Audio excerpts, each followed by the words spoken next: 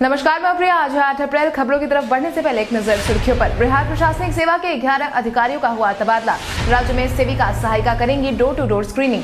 Corona काल में भी बिहार में 10 लाख संपत्तियों का हुआ निबंधन। लॉकडाउन के डर से बिहार लौटने लगे हैं प्रवासी मजदूर। 30 अप्रैल तक बाहरी लोगों को पुलिस मुख्यालय में नहीं मिलेगी एंट्री। अब चले बढ़ते हैं बिहार की 25 बड़ी खबरों की ओर विस्तार से। बिहार प्रशासनिक सेवा के 11 अधिकारियों का हुआ तबादला। बिहार प्रशासनिक सेवा के 11 अधिकारियों का स्थानांतरण किया गया है। सामान्य प्रशासन विभाग ने अधिसूचना जारी कर दिया है, जिसके बाद जिन अधिकारियों का तबादला किया गया है उनमें दीवान जफर, हुसैन खान, रजनीश कुमार सिंह, राजीव रंजन, शैलेश कुमार, गुलाम मुस्तफा अंसारी, सुभाष कुमार, प्रभात भूषण, वीरेंद्र कुमार, तरुण गोपाल शरण, राजीव कुमार और अविनाश कुमार का नाम शामिल है, जिसकी पूरी सूची सामान्य प्रशासन ने जारी कर दी है। खगड़िया के श्यामलाल नेशनल हाई स्कूल में आपको देखने को मिलेगा बहुत कुछ खास। 1910 में स्थापित स्कूल का नाम स्कूल के लिए जमीन देने वाले श्री श्यामलाल जी के नाम पर पड़ा। स्कूल के विद्यार्थियों और शिक्षकों का स्वतंत्रता आंदोलन में महत्वपूर्ण योगदान रहा। स्वतंत्रता आंदोलन में हमारे वीर क्रांतिकारियों के आपस में मिलने एवं रणनीति बनाने के कई गुप्त स्थल थे। उन्हीं में से यह स्थान क्रांतिकारियों के मिलने का एक प्रमुख स्थान था। कोरोना, टीबी और बाल रोगों से निपटने के लिए राशि को मिली मंजूरी। बिहार के स्वास्थ्य मंत्री मंगल पांडे ने हाल ही में अपना बयान जारी किया है, जिसके तहत उन्होंने कहा है कि राज्य में शिशु स्वास्थ्य प्रतिरक्षा, टीबी और कोविड-19 की रोकथाम की दिशा में आवश्यक दस्तावेजों और उपकरणों के लिए विभाग ने लगभग 128 करोड़ रुपए की मंजूरी दे दी है। यह राशि राष्ट्रीय स्वास्थ्य मिशन के तहत प्रदान की गई है। राष्ट्रीय स्वास्थ्य मिशन के अंतर्गत कोरोना इमरजेंसी रिस्पांस के लिए केंद्रांश मद की 33.12 करोड़ की राशि सहायक अनुदान के मद में और शिशु स्वास्थ्य प्रतिरक्षा और टीबी की रोकथाम की दिशा में दवा की खरीद के लिए 94.63 करोड़ की राशि राज्य स्वास्थ्य समिति को उपलब्ध कराई गई है। आपको बता दें कि कोरोना से निपटने की दिशा में विभाग पूरी मुस्तैदी के साथ जुटा हुआ है। पटना में गांधी सेतु के समानांतर 4 लेन होगा 42 महीनों में पूरा। राजधानी पटना में गंगा नदी पर बनने वाले नए 4 लेन पुल और इसके 8 लेन अप्रोच पथ का निर्माण का कार्य युद्ध स्तर पर जारी है। पिछले महीने 25 मार्च को शुरू हुए इस पुल को बनाने के लिए 42 महीने का टारगेट रखा गया है, यानी सितंबर 2024 तक गांधी सेतु के समानांतर यह 4 लेन बनकर तैयार हो जाएगा, जिसके बाद इसे आम लोगों के लिए खोल दिया जाएगा। राज्य सरकार ने इस काम का tender SP Singla private limited को दिया है, जिसके मुताबिक यह कंपनी पुल निर्माण के बाद अगले 10 सालों तक यानी कि साल 2034 तक रखरखाव का काम भी देखेगी। यह नया पुल गांधी सेतु से 38 मीटर की सेंटर टू सेंटर की दूरी पर रहेगा। इसके साथ ही इस पुल के बन जाने से उत्तर बिहार और दक्षिण बिहार के बीच आवागमन से वर्तमान में हो रही कठिनाइयों से मुक्ति मिल जाएगी। संघ लोक सेवा आयोग ने निकाले आवेदन। संघ लोक सेवा आयोग ने इंडियन इकोनॉमिक सर्विसेज एग्जामिनेशन 2021 और इंडियन स्टैटिस्टिकल सर्विसेज एग्जामिनेशन 2021 के लिए आवेदन आमंत्रित किए हैं। जिन उम्मीदवारों को आवेदन करना है वो यूपीएससी की आधिकारिक वेबसाइट पर जाकर आवेदन कर सकते हैं। इन पदों पर आवेदन करने की अंतिम तारीख 27 अप्रैल तय की गई है। वहीं 4 मई 2021 से पहले ऑनलाइन एप्लीकेशन के बीच आपको अपने एप्लीकेशन को वापस भी लेने का मौका मिलेगा। आपको बता दें कि इस भर्ती अभियान के तहत कुल मिलाकर 26 पदों को भरा जाएगा। इनमें से इंडियन इकोनॉमिक सर्विसेज एग्जामिनेशन 2021 के तहत 15 पद और इंडियन स्टैटिस्टिकल सर्विसेज एग्जामिनेशन 2021 के तहत 11 पद भरे जाएंगे, जिसके बाद आयोग भर्ती परीक्षा 16 जुलाई को आयोजित करेगा। बिहार में 3 रुपए तक बढ़ सकता है बीएसआरटीसी के सिटी बसों का किराया। डीजल की बढ़ती कीमतों को देखते हुए राज्य में अब बीएसआरटीसी ने भी अपनी बसों में किराया बढ़ाने का फैसला किया है।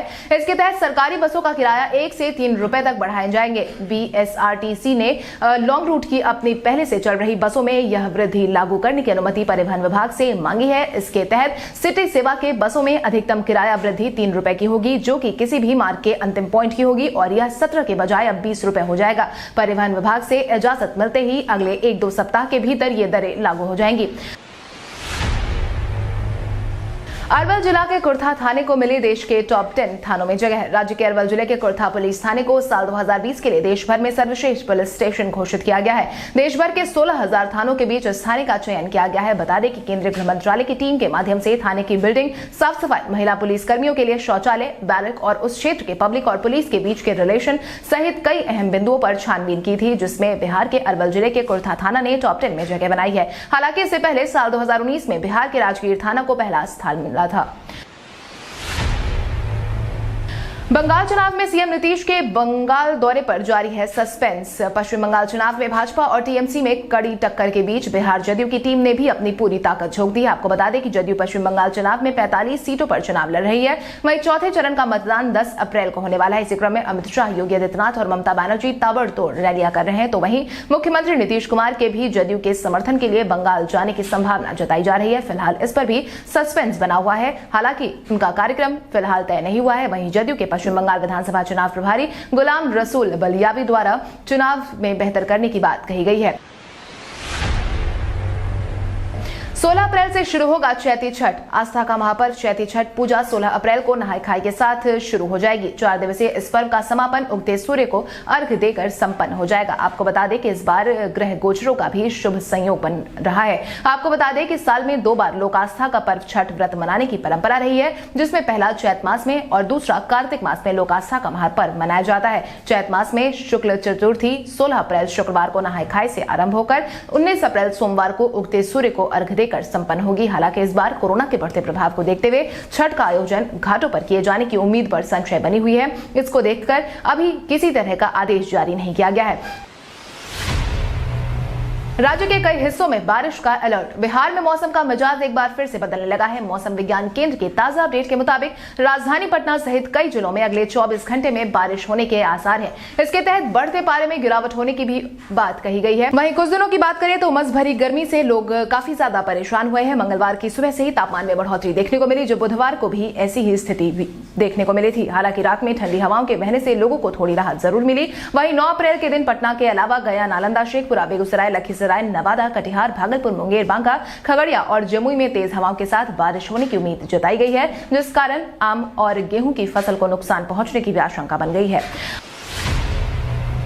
आईटीआई के गेस्ट इंस्ट्रक्टर को दिया गया नया सेवा विस्तार। बिहार सरकार के श्रम संसाधन विभाग द्वारा औद्योगिक प्रशिक्षण केंद्रों में संविदा पर बहाल गेस्ट इंस्ट्रक्टर्स को नया सेवा विस्तार दिया गया है। इसके तहत गेस्ट इंस्ट्रक्टर के लिए 11 महीने के लिए सेवा अवधि का विस्तार किया गया है। इसके तहत बिहार के 149 सरकारी आईटीआई के लगभग 800 गेस्ट इंस्ट्रक्टरों को इस विस्तार के होने से लाभ मिलेगा। श्रम संसाधन विभाग के मुताबिक कोविड-19 के कारण हुए लॉकडाउन के बाद 21 सितंबर 2020 से ही राज्य के सभी सरकारी आईटीआई में प्रशिक्षण कार्य प्रारंभ हो चुका है, लेकिन संविदा पर बहाल अनुदेशकों का कार्यकाल पूरा होने पर प्रशिक्षण कार्य में दिक्कत आ रही थी, जिसके तहत विभाग ने इन आईटीआई केंद्रों में सुचारू रूप से पढ़ाई जारी रखने के लिए सेवा विस्तार दे दिया है।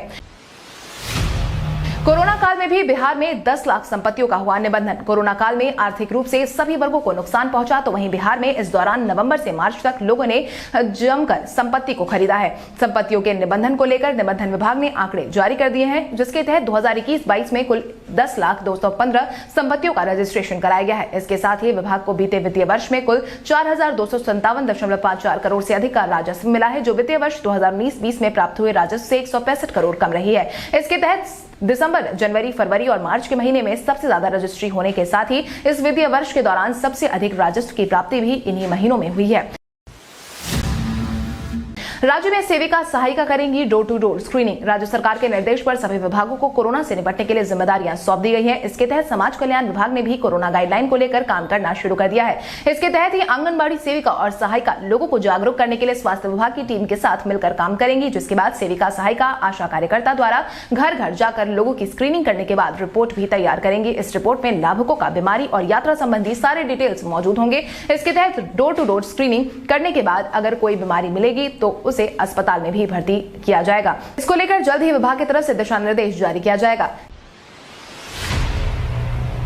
30 अप्रैल तक बाहरी लोगों को पुलिस मुख्यालय में नहीं मिलेगी एंट्री। बिहार पुलिस मुख्यालय में कार्मिक एवं कल्याण विभाग ने आने वाले 30 अप्रैल तक किसी भी बाहरी व्यक्ति के पुलिस मुख्यालय में प्रवेश करने पर रोक लगा दी है। यह निर्णय कोविड-19 के संक्रमण के मद्देनजर आपदा प्रबंधन समिति के CLG की बैठक में लिया गया है। आपको बता दें कि पटना के सरदार पटेल भवन स्थित मुख्यालय में आगंतुकों के आने पर साफ मनाही रहेगी। इसके तहत कार्यालयों में कार्यरत अधिकारी कर्मी का आना जारी रहेगा। वहीं विशेष परिस्थिति में किसी बाहरी व्यक्ति अधिकारी से पास निर्गत कराकर ही प्रवेश कर सकते हैं। इस दौरान सभी अधिकारियों को मास्क का उपयोग और सोशल डिस्टेंसिंग बनाकर काम करना होगा।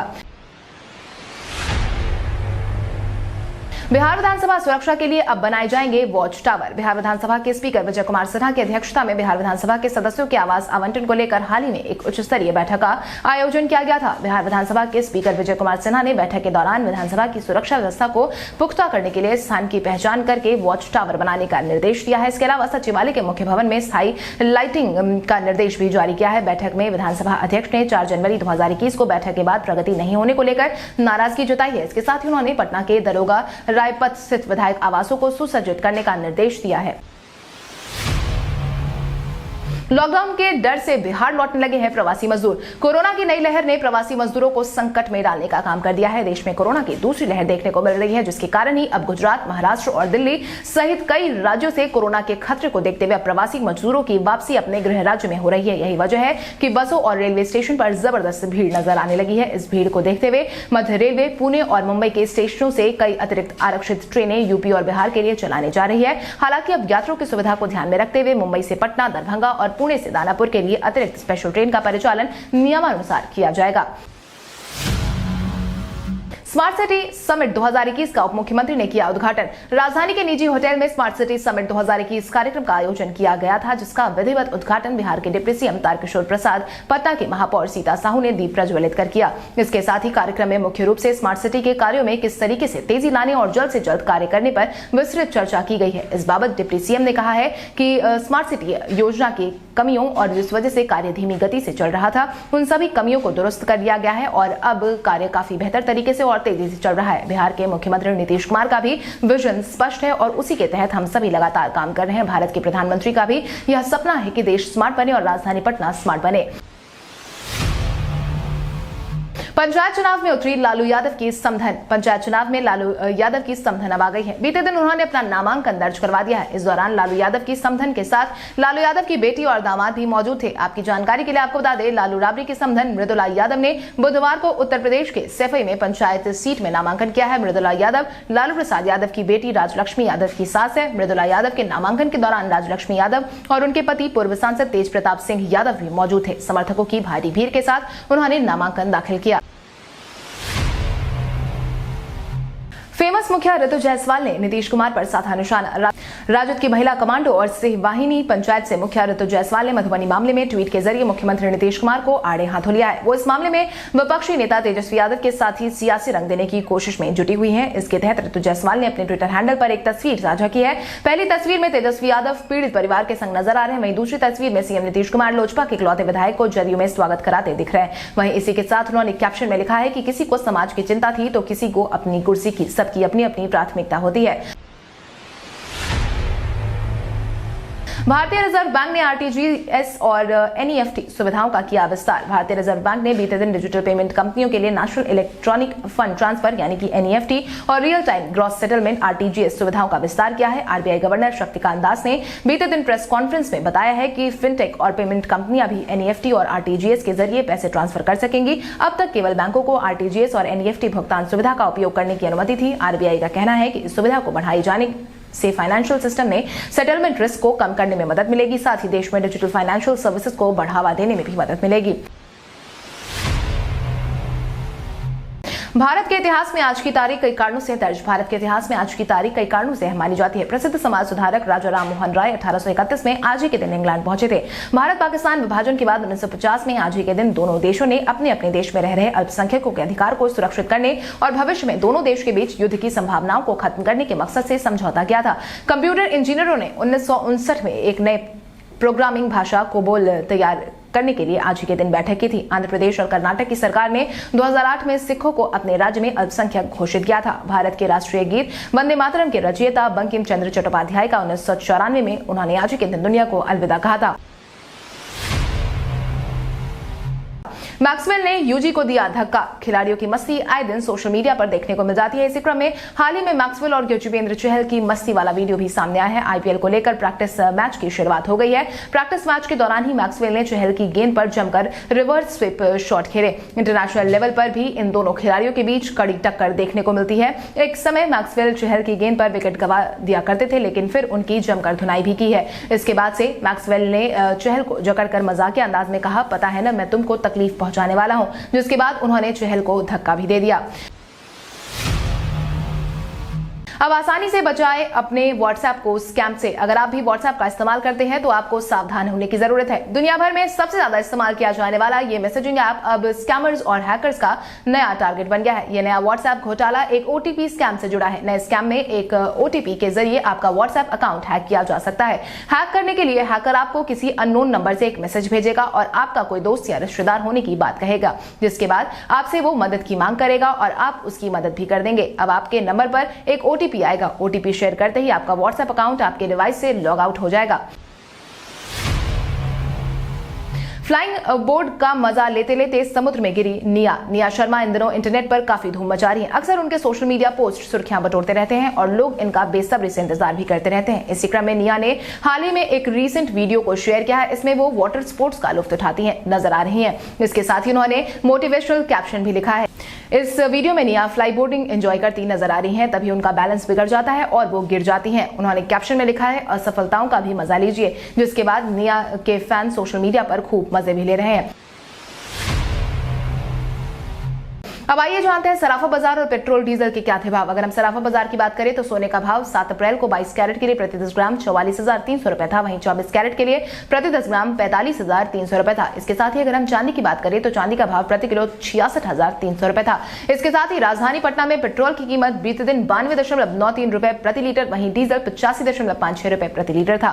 कल हमारे द्वारा पूछे गए सवाल का जवाब आप में से बहुत सारे यूजर ने हमें कमेंट करके दिया था। उसके लिए आपका बहुत बहुत धन्यवाद। आप में से जिन यूजर का कमेंट हमें अच्छा लगा है उनके नाम है पंकज कुमार, बबीता यादव, पीयूष राज, रोहित कुमार, शंकर मुखिया, उजाला कुमारी, ललित कुमार, अंकित राज, ऋतु कुमारी, रोहित कुमार, हिमांशु कुमार, मनीष मोहरा, अमरजीत कुमार, सिद्धार्थ कुमार, शत्रुघ्न कुमार, राजेश राजा, पंकज कुमार, नीशा कुमारी, अदिति गुप्ता, मनीष कुमार, मणि, सिंधु कुमारी। इसके अलावा हमारी टीम को और भी लोगों के जवाब अच्छे लगे हैं, मगर समय के अभाव के कारण हम उनका नाम नहीं ले पाए, लेकिन आप हमारे सवालों का जवाब देते रहे। हम कल आपका नाम लेने की पूरी कोशिश करेंगे। तो चलिए बढ़ते हैं आज के इस सवाल की ओर। आज का सवाल कुछ इस प्रकार है, इस साल खेले जाने वाले आईपीएल में आपकी पसंदीदा टीम कौन है और आप किस टीम को इस बार आईपीएल के विजेता के रूप में देखना चाहते हैं? अपने जवाब हमें कमेंट करके जरूर बताएं। इसके साथ ही आज के लिए बस इतना ही। अगर आप ये वीडियो हमारा यूट्यूब पर देख रहे हैं तो हमारे चैनल को सब्सक्राइब करें और बेल आइकन दबाना ना भूलें। और अगर आप ये वीडियो हमारा फेसबुक पर देख रहे हैं तो इस वीडियो को लाइक करें और ज्यादा से ज्यादा शेयर करें। धन्यवाद।